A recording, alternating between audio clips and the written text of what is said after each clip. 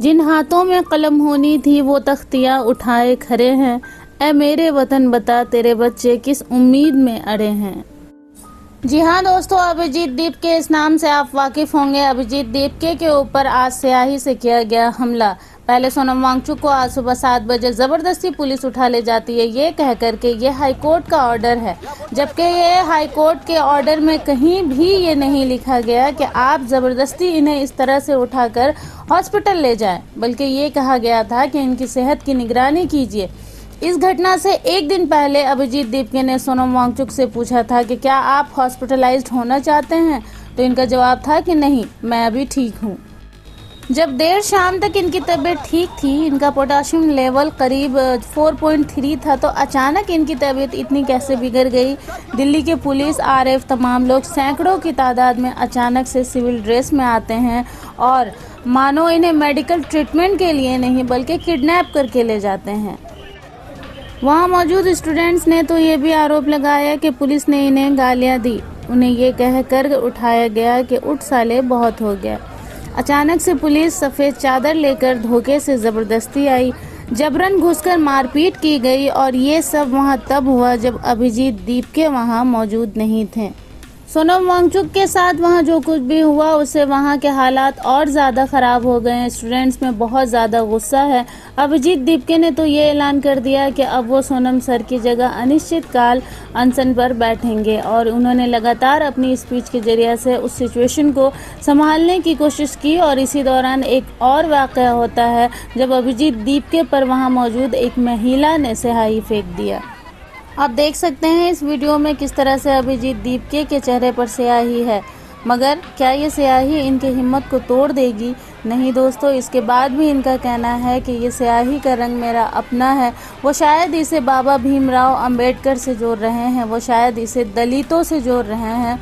हमले के बाद जब उन्होंने लोगों में गुस्सा देखा इस महिला के खिलाफ तो लगातार माइक पकड़े रहे और वहाँ मौजूद लोगों से ये रिक्वेस्ट करते रहे कि इस महिला को कुछ मत कीजिएगा। मगर सवाल है कि क्यों अभिजीत दीपके के ऊपर इस तरह से हमला किया जा रहा है?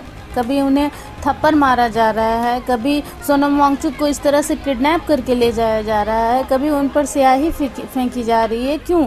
इन बच्चों की गलती क्या है और उन्होंने क्या मांग कर ली है जो इस तरह का रवैया इनके साथ किया जा रहा है? ये बच्चे आपसे ऐसी कोई डिमांड नहीं कर रहे हैं जो आप इन्हें नहीं दे सकते।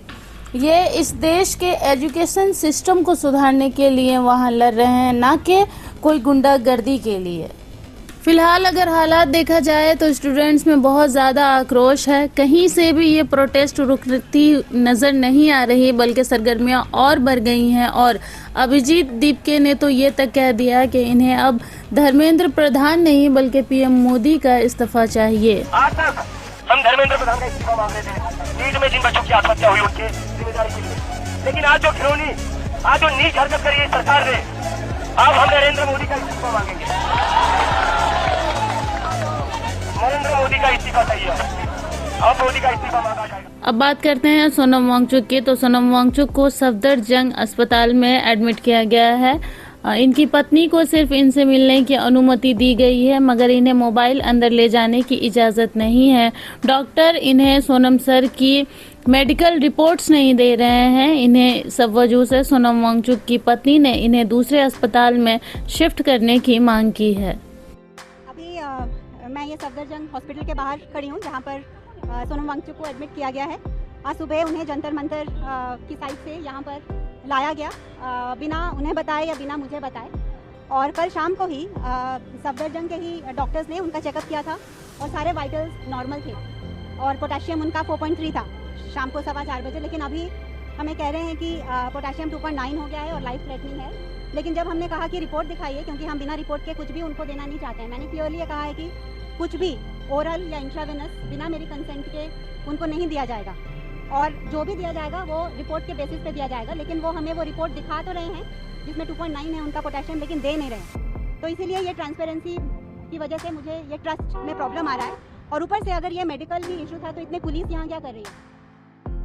मिलती हूँ नई वीडियो में नए अपडेट्स लेकर, बने रहे एनए न्यूज़ के साथ।